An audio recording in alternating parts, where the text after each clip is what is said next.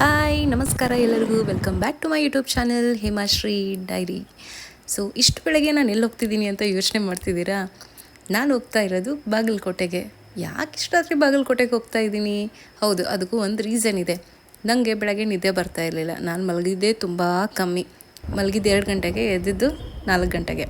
So 4 ಗಂಟೆಗೆ ನಾನು ಎದ್ಬಿಟ್ಟು ಕಾಫಿ ಕುಡಿಬೇಕು ಅಂತ ನೋಡಿದೆ. ಸುತ್ತಮುತ್ತ ಯಾವ ಅಂಗಡಿನೂ ಓಪನ್ ಇರಲಿಲ್ಲ. ಸೊ ಹಾಗಾಗಿ ನಾನು ಬಾಗಲಕೋಟೆಗೆ ಕಾಫಿ ಕುಡಿಯೋಣ ಅಂತ ಹೊರಟೆ. ಸೊ ಅಲ್ಲೆಲ್ಲಿ ಕಾಫಿ ಸಿಗುತ್ತೆ ಇಷ್ಟು ರಾತ್ರಿಲಿ? ಅಲ್ಲಿ ಸಿಗುತ್ತೆ. ಬಸ್ ಸ್ಟ್ಯಾಂಡ್ ಅಪೋಸಿಟ್ ಒಂದು ಕಾಫಿ ಶಾಪ್ ಅಂದರೆ ಟೀ ಅಂಗಡಿ ಇದೆ. ತುಂಬ ಚೆನ್ನಾಗಿ ಟೀ ಮಾಡ್ತಾರೆ ಇಲ್ಲಿ. ನಾನಿಲ್ಲಿ ಫಸ್ಟ್ ಟ್ರೈ ಮಾಡಿದ್ದು ಶುಂಠಿ ಕಾಫಿ. ತುಂಬ ಚೆನ್ನಾಗಿ ಶುಂಠಿ ಕಾಫಿ ಎಲ್ಲ ಮಾಡಿಕೊಡ್ತಾರೆ. ಕೋಲ್ಡಿಗೆಲ್ಲ ಚೆನ್ನಾಗಿರುತ್ತೆ. ಅದು ತುಂಬ ಚಳಿ ಅಲ್ವಾ ಈ ಟೈಮಲ್ಲಿ, ಬೆಳಗ್ಗೆ ಟೈಮು.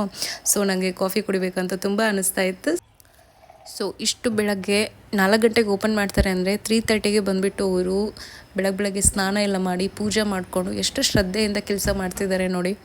ಯಾವ ಕೆಲಸನೂ ಚಿಕ್ಕದಲ್ಲ ದೊಡ್ಡದಲ್ಲ, ಮಾಡೋ ಮನಸ್ಸಿರ್ಬೇಕಷ್ಟೆ ಅಲ್ವಾ? ಸೊ ನನ್ನ ಕಾಫಿ ಬಂತು ಇವಾಗ. ನನ್ನ ಕಾಫಿ ಎಂಜಾಯ್ ಮಾಡೋ ಟೈಮ್ ಇದು.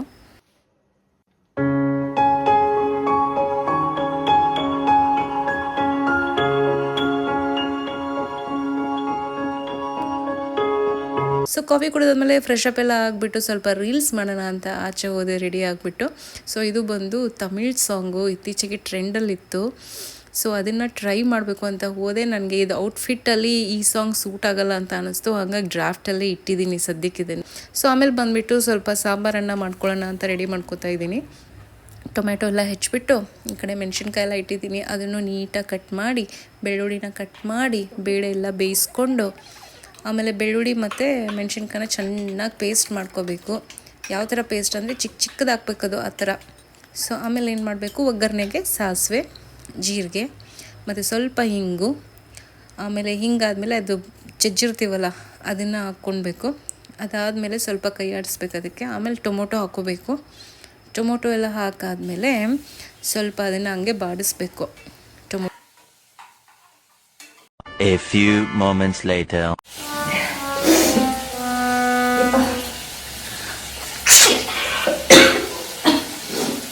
ಸ್ವಲ್ಪ ಶುಂಠಿ ಬೆಳ್ಳುಳ್ಳಿ ಪೇಸ್ಟ್ನ ಆ್ಯಡ್ ಮಾಡಬೇಕು. ಈ ಟೈಮಲ್ಲಿ ಸ್ವಲ್ಪ ಫ್ರೈ ಮಾಡ್ಕೋಬೇಕು, ಹಸಿ ವಾಸನೆ ಹೋಗೋವರೆಗೂ. ಆಮೇಲೆ ಬೇಯಿಸಿರೋ ಅಂಥ ಬೇಳೆ ಇರುತ್ತಲ್ಲ ಅದನ್ನು ಆ್ಯಡ್ ಮಾಡಬೇಕು.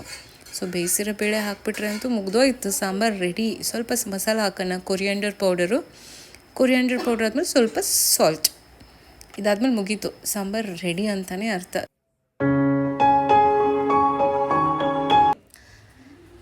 ಸಾಂಬಾರೆಲ್ಲ ರೆಡಿ ಆದಮೇಲೆ ಇನ್ನೇನು ಊಟ ಎಲ್ಲ ಮಾಡಿಕೊಂಡು ಅನ್ನ ಎಲ್ಲ ಇಟ್ಬಿಟ್ಟು ಊಟ ಎಲ್ಲ ಮಾಡಿಕೊಂಡು ಲಾಂಗ್ ಡ್ರೈವ್ ಹೋಗೋಣ ಅಂತ ಹೋಗ್ತಾ ಅಲ್ಲಿ ಭೀಕರವಾಗಿ ಆಕ್ಸಿಡೆಂಟ್ ಆಗಿತ್ತು.